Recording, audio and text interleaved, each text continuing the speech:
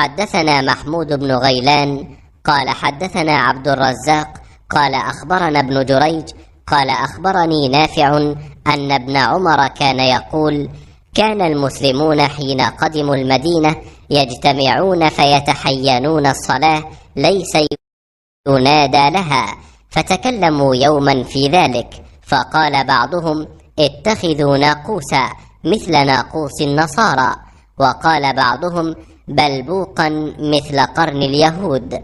فقال عمر: أولا تبعثون رجلا ينادي بالصلاة؟ فقال رسول الله صلى الله عليه وسلم: يا بلال قم فنادي بالصلاة.